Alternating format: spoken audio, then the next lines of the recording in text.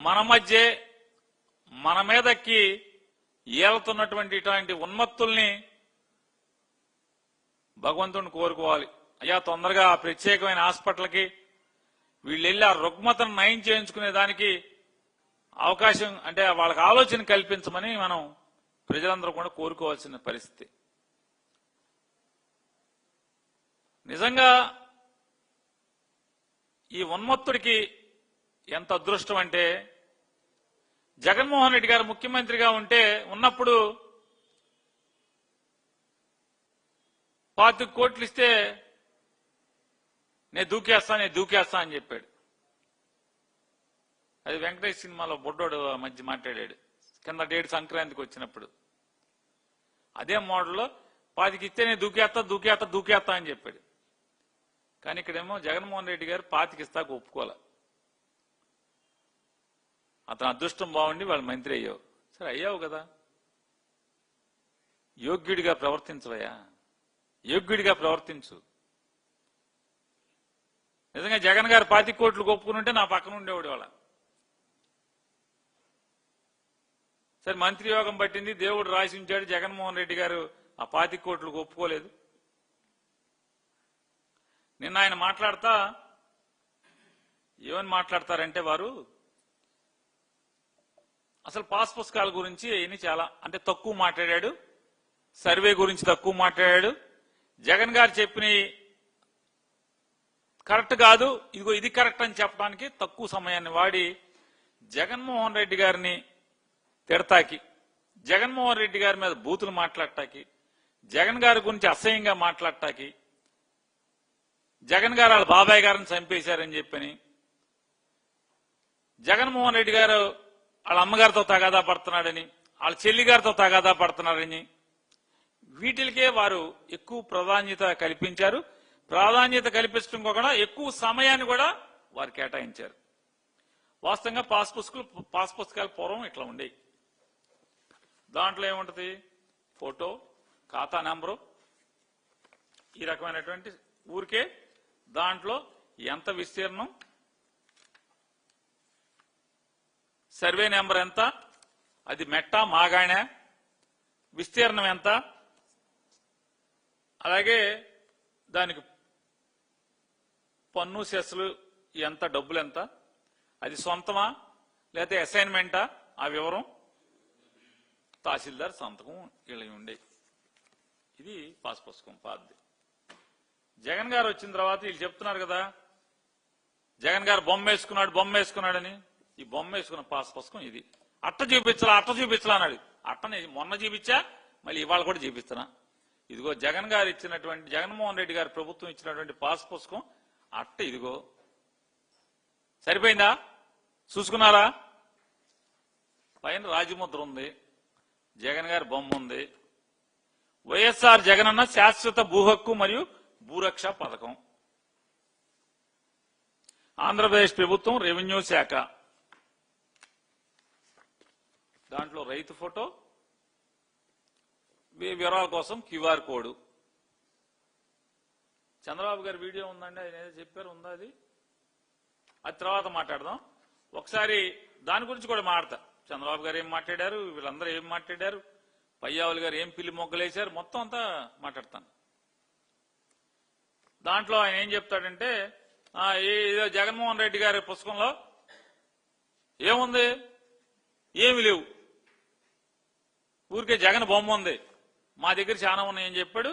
ఇది వాళ్ళు ఇచ్చిన పుస్తకం, దాన్ని కూడా చూపిస్తాను.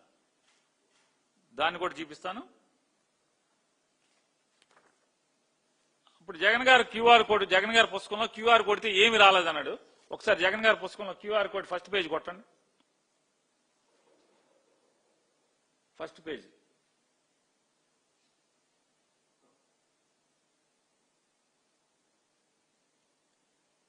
మరి ఓపెన్ అయిందిగా, మాకు ఓపెన్ అవ్వట్లేదని చెప్పావుగా, ఓపెన్ అయిందిగా.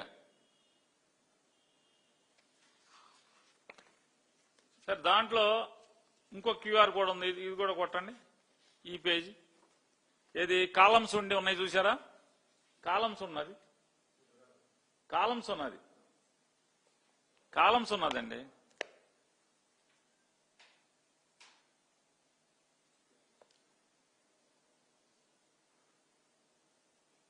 కాలమ్స్ ఉన్న క్యూఆర్ కొట్టండి. వచ్చింది కదా, ఓపెన్ అయిందిగా. సరే, ఇది కొట్టండి అండి. కోఆర్డినేట్స్ ఉన్నాయి కదా, ప్రతి పొలానికి మ్యాప్తో పాటు 8 రేఖాంశాలు అక్షాంశాలతో కూడినటువంటి ఈ లాంగిట్యూడ్ లాటిట్యూడ్ వచ్చినాయి కదా, దాని వివరాలు. ఇక మ్యాప్ కూడా కొట్టండి. మ్యాప్ దగ్గర క్యూఆర్ కోడ్ కొట్టండి. మ్యాప్ దగ్గర నేను రెవెన్యూ శాఖ మంత్రి గారిని అడుగుతున్నాను, ఈ పొలానికి దారి నువ్వు పాస్ పుస్తకంలో పొలానికి దారి చూపిస్తున్నావు కదా, దారి చూపించడానికి గూగుల్ ఎర్త్ కి జియో కోఆర్డినేట్స్ ఎక్కడి మీకు అని అడుగుతున్నాను. జియో కోఆర్డినేట్స్ ఎక్కడి మీకు? మీరెక్కిన తర్వాత ఇప్పుడు దాకా సర్వే చేసి పాస్ పుస్తకం ఎక్కడన్నా ఇచ్చారా? ఎక్కడన్నా ఒక్క సింగిల్ విలేజ్ ఆంధ్రప్రదేశ్ రాష్ట్రం మొత్తం మీద ఒక్కటంటే ఒక్క ఊర్లో మీరు కొత్తగా సర్వే చేసి జగన్మోహన్ రెడ్డి గారు ఉన్నప్పుడు చేసినటువంటి 17,000 గ్రామాల్లో జగన్ గారు 6,000 గ్రామాలు పూర్తి చేసినట్టున్నాడు. మిగతా గ్రామాలు ఫేజ్ 2 కింద మీరు సర్వే పూర్తి చేశారా? పూర్తి చేసి ఎవరికైనా ఒక్క రైతుకి పాస్ పుస్తకం ఇచ్చారా? ఇచ్చారా అన్నా? ఇవ్వలేదు కదా.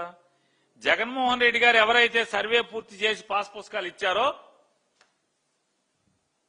ఈ పాస్ పుస్తకం తీసుకుని ఈ కొత్త పుస్తకం ఇచ్చారు.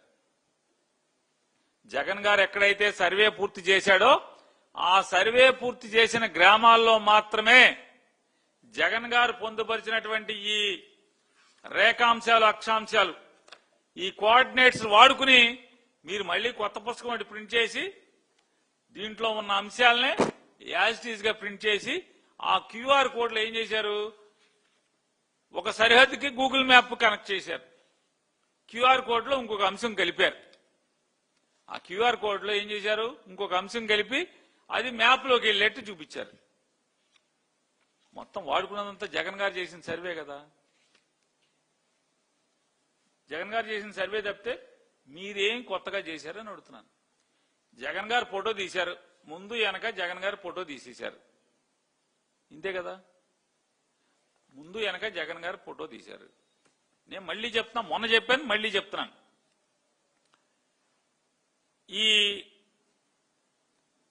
ఆయన పెద్దగా మాట్లాడుతున్నాడు.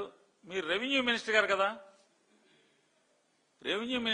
మీరు అసలు రెవెన్యూ గురించి మీకు ఏం తెలుసు, సర్వే గురించి ఏం తెలుసు అని అడుగుతున్నాను. ఏం తెలుసు? 1802లో మొట్టమొదటి సర్వే అయింది భారతదేశంలో. 1802లో మొదటి సర్వే అయితే మళ్ళీ ఆ మొదటి సర్వే అయినప్పుడు దాన్ని ఏం చేశారు, దాన్ని great trigonometrical survey GTS, great trigonometrical survey అని చెప్పి GTS 1802లో సర్వే చేశారు GTS పద్ధతిలో.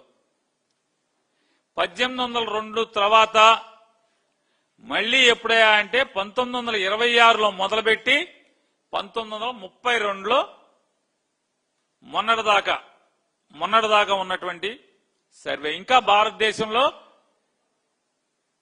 ఒక ఆంధ్రప్రదేశ్ రాష్ట్రంలో మినహా ఇంకా చాలా రాష్ట్రాల్లో ఇప్పటికీ 1926 నుంచి 32 వరకు ఉన్నటువంటి సర్వేనే resettlement RSR number, resettlement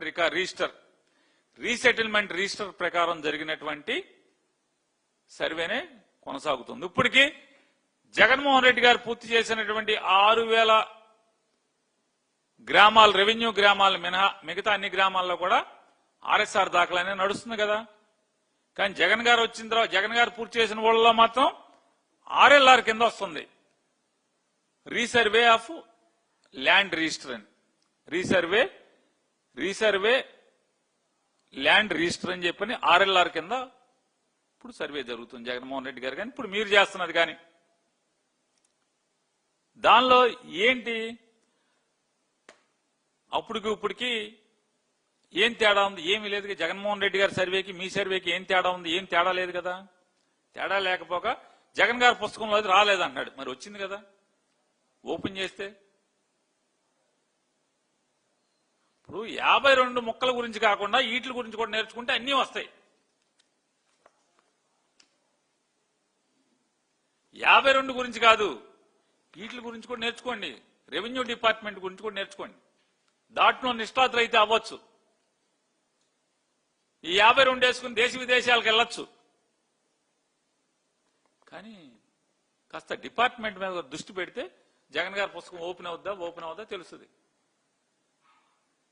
QR code పొల్లు పోకుండా ప్రతిదీ సరిహద్దులు, సర్వే నెంబర్, ఆ ఎల్పిఎంలతో సహా మీరు ఇచ్చింది అదే కదా. తేడా ఏముంది? ఏం తేడా ఉందా? తేడా లేదు కదా.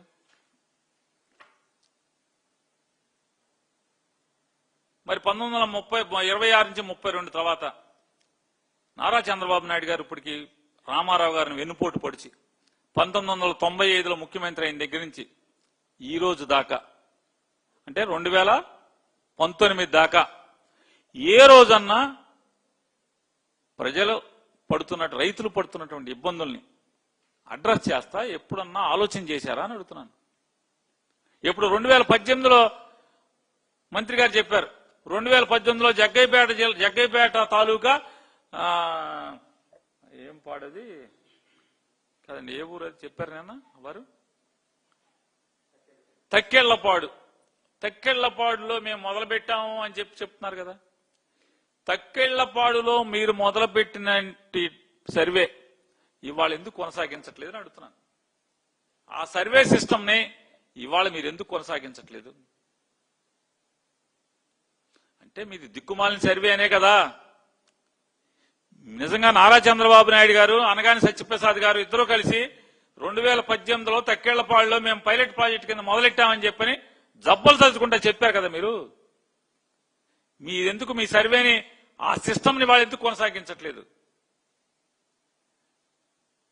జగన్మోహన్ రెడ్డి గారు తీసుకొచ్చినటువంటి శాటిలైట్ తో లింక్ అయినటువంటి సర్వేని మీరెందుకు కొనసాగిస్తున్నారు? ఎందుకు ఫాలో అవుతున్నారు?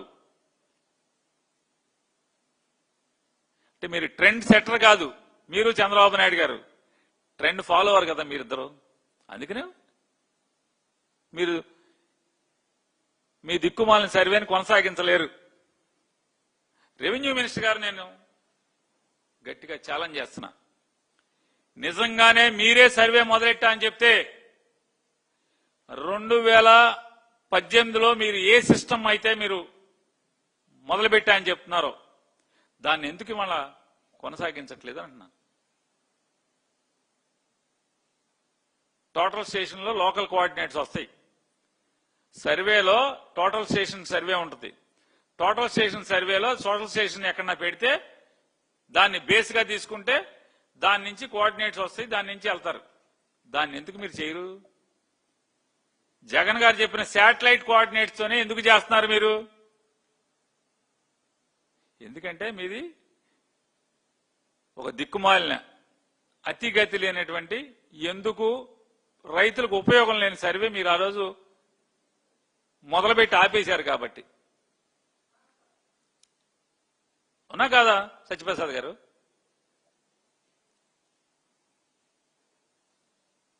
మొన్న ఆయన ఒక మాట మాట్లాడారు.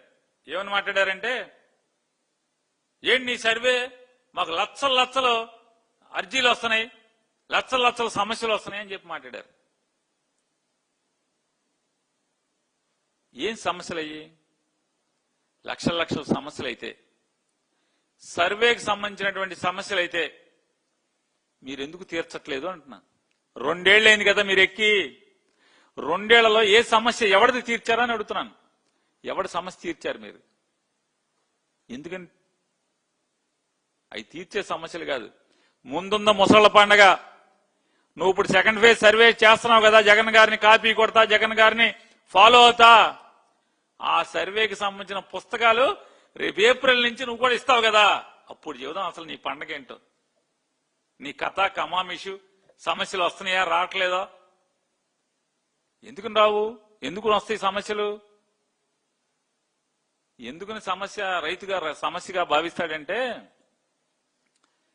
1926 నుంచి 32 వరకు జరిగినటువంటి సర్వే ఏదైతే ఉందో ఆ survey manual survey, chain system survey.